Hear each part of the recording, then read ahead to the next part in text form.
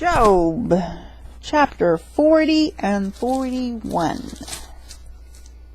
Moreover, the Lord answered Job and said, Shall he that contends with the Almighty instruct him?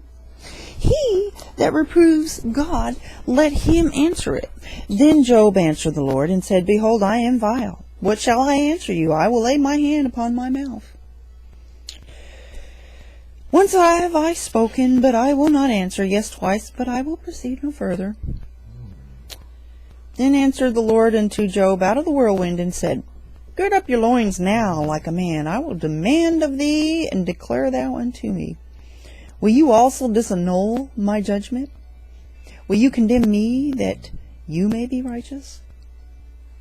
Have you an arm like God? Or can you thunder with a voice like him? Deck yourself now with majesty and excellency, and array yourself with glory and beauty. Cast abroad the rage of thy wrath, and behold every one that is proud, and abase him.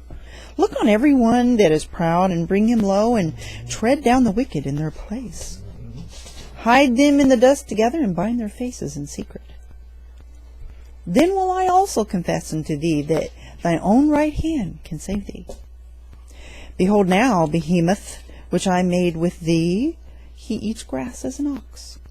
Lo, now his strength is in his loins, and his force is in the navel of his belly. He moves his tail like a cedar, the sinews of his stones are wrapped together. His bones are as strong pieces of brass. His bones are like bars of iron.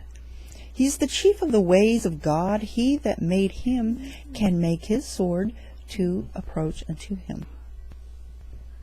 Surely the mountains bring him forth food, where all the beasts of the field play.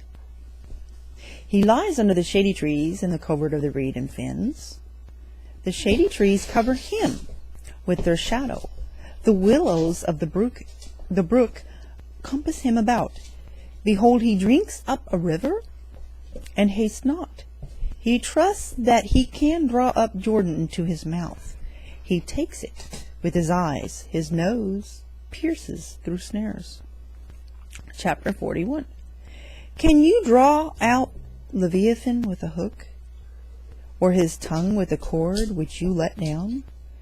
Can you put a hook into his nose, or bore his jaw through with a thorn? Will he make many supplications unto you? Will he speak soft words unto you? Will he make a covenant with you? Will you take him for a servant forever? Will you play with him as with a bird, or will you bind him for your maidens? Shall the companions make a banquet of him? Shall they part him among the merchants? Can you fill his skin with barbed irons, or his head with fish spears? Lay your hand upon him, remember the battle, do no more. Behold, the hope of him is in vain. Shall not one be cast down even at the sight of him? None is so fierce that dare stir him up. Who then is able to stand before me? Who has prevented me that I should repay him?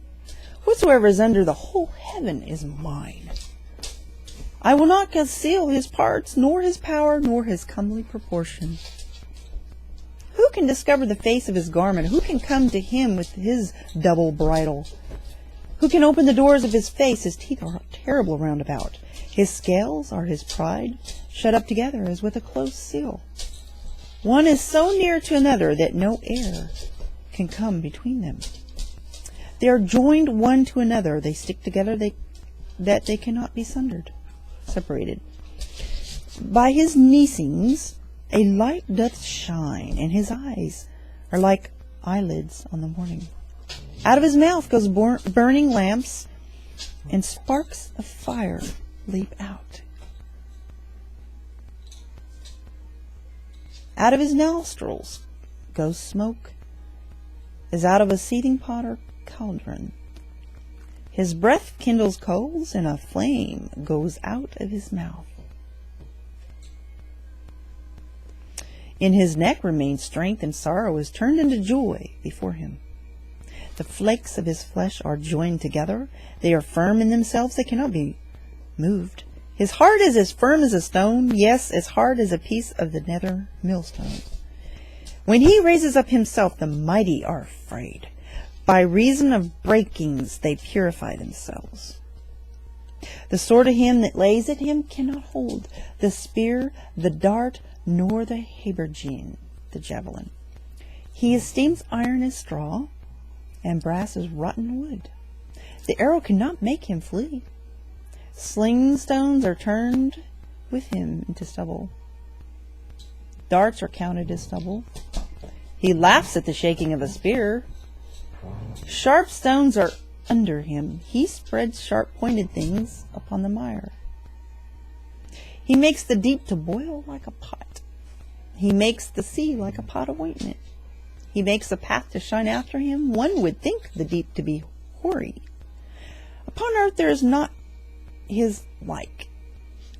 For who is made without fear? He beholds all high things. He is a king over all the children of pride. Stay tuned for the last chapter of the book of Job. It could be chapter